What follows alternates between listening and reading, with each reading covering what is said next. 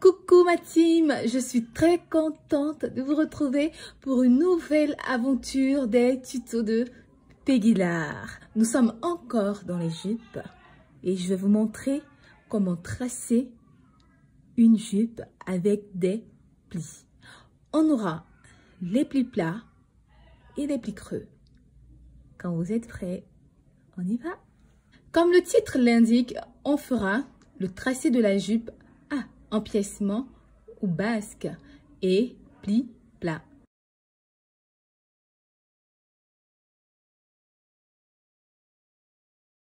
Enfin, j'espère que vous voyez un tout petit peu. Hein.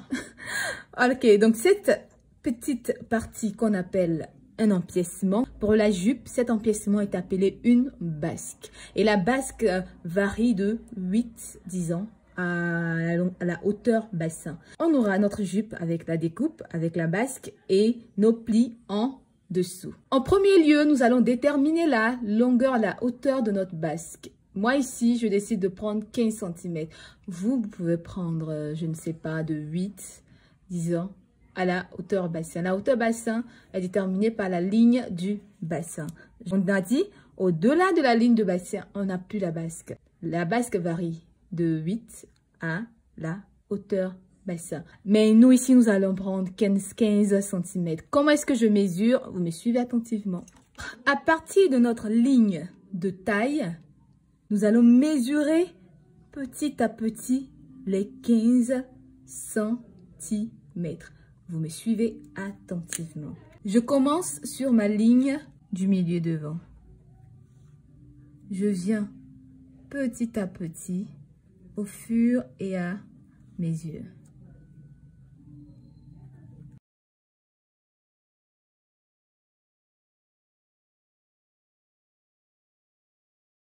Ligne de basque qui est représentée par des pointillés.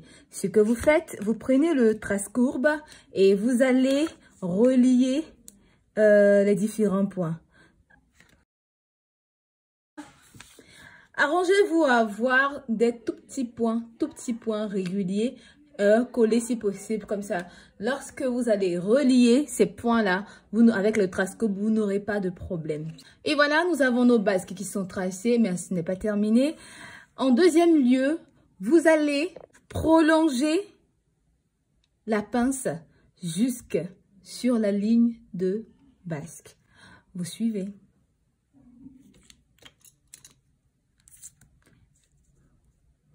Je prolonge le milieu de la pince. Maintenant, la retracer.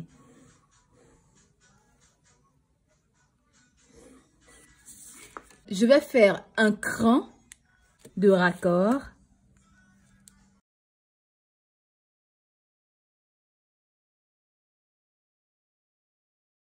Après avoir tracé notre basque, maintenant nous allons déterminer la valeur des plis à ajouter sur le patron.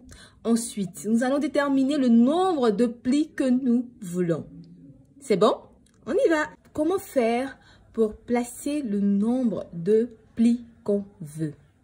C'est très simple, d'accord? Très simple. En premier lieu, vous devez avoir votre périmètre. On a dit le périmètre, c'est l'endroit où doit être placé un volant. Donc, on pourrait l'appeler le support. Voici notre support qui est représenté ici. Donc, la limite de la basque représente notre support. Voilà comment je détermine, moi, le nombre de plis. D'abord, j'estime le nombre de plis que je veux. Par exemple, sur le 1/4 de la jupe, le 1/4, donc la moitié du devant, je veux 6 plis. Ok? 6 plis. D'accord? Donc, je dois avoir 6 lignes à écarter pour avoir mes plis. Tout simplement, je fais le nombre de plis plus 1 cm. Ça me donne 7 cm. Il est important de savoir aussi que les 7 cm vont représenter les différentes bandes sur notre tracé.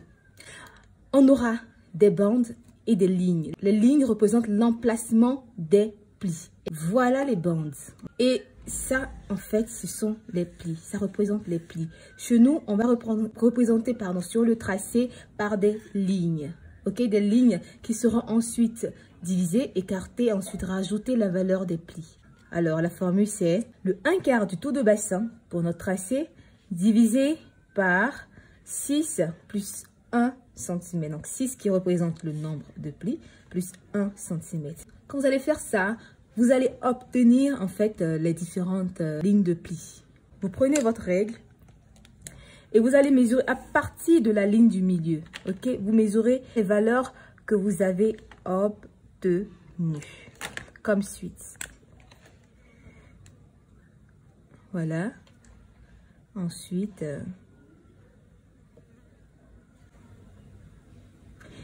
et aussi, il faudra mesurer sur la ligne de bassin et la ligne de genou. Ne pas venir mesurer sur la ligne de bassin. Non, c'est pas une ligne droite. Ça va fausser votre calcul. Il faut mesurer sur une ligne droite. Ok. J'ai 1, 2, 3, 4, 5 et j'ai 6 points qui représentent l'emplacement de mes plis. Je vais encore les représenter sur la ligne de genou. Vous constatez que le côté devient beaucoup plus grand. C'est normal, ça va vous arriver à cause des différents millimètres. J'ai remonté ma jupe. Voilà, je suis remontée de quelques centimètres. Je mets ma flèche. Voilà. Ok. Donc, vous remontez à la longueur que vous désirez. Ok.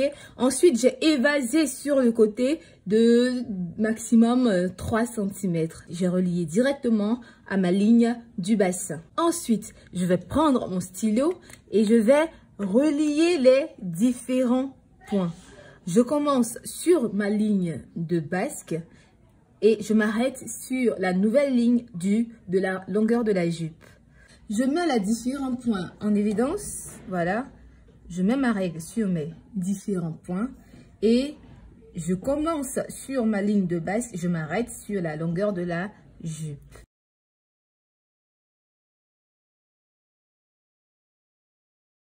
Je mets mon signe de la paire de ciseaux pour dire que ces lignes-là seront fendues. Je vais numéroter. Cette bande représente le nombre de bandes qu'on va avoir. Et 6 lignes. Donc, on aura 6 plis sur la moitié du devant. 1, 2, 3, 4, 5 et 6 lignes. J'espère que c'est compris. On passe au dos. Alors, lorsque vous avez fini de placer vos écarts comme suite, vous prenez une autre feuille que vous placez en dessous de votre planche. La planche, c'est notre feuille de craft, ok? Avec les tracés déjà posés dessus et tout. Vous superposez et à l'aide de votre roulette, vous allez relever toute la jupe. Vous voyez?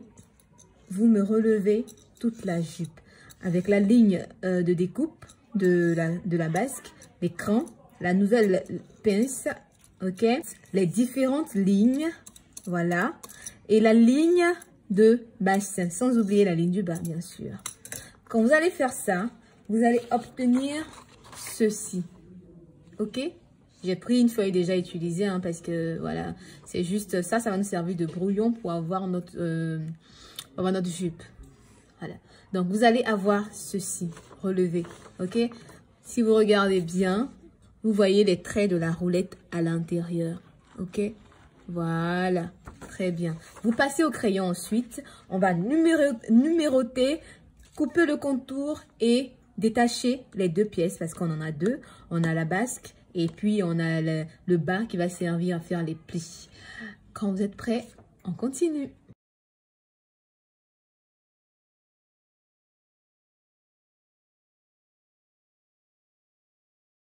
Et voilà ce qu'on obtient. On a les deux pièces qui sont détachées. D'accord? Ensuite, on va prendre une autre feuille vierge. On va poser nos différentes pièces et faire les différents écarts. Et bien voilà, nous sommes à cette étape-là, l'étape de la construction des plis. Il nous faut la valeur des plis. Ok? Ce qui va nous servir à former notre pli. D'abord, d'accord? Qu'est-ce qu'on fait? On a nos bandes numérotées, donc on n'a pas de souci à se faire. On peut les détacher ou les laisser coller jusqu'à un certain niveau. Je détache la première bande. Je mets la colle.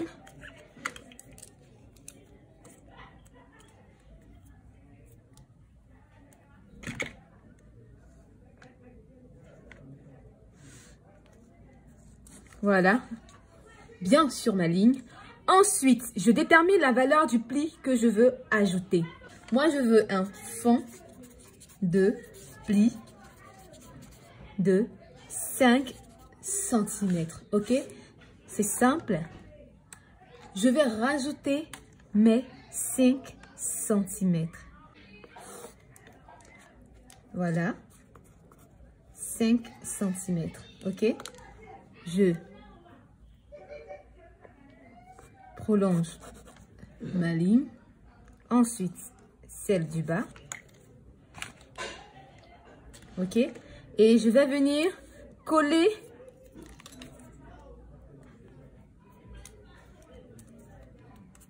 la deuxième bande.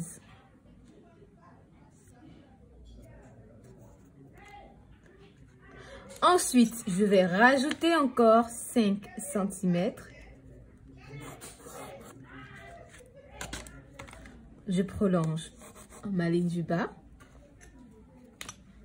Je détache une bande. Je pose la colle.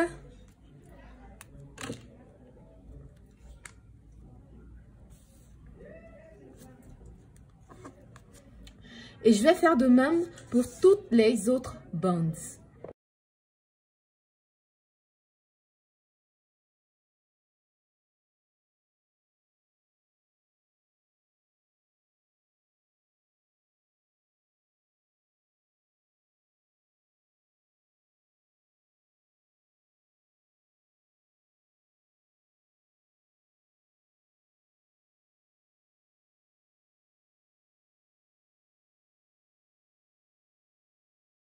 Et voilà, on a fini de mettre les écarts pour ajouter les valeurs des différents plis. Donc, ce qui nous reste maintenant à faire, c'est de former les plis pour vous montrer à quoi est-ce qu'ils ressemblent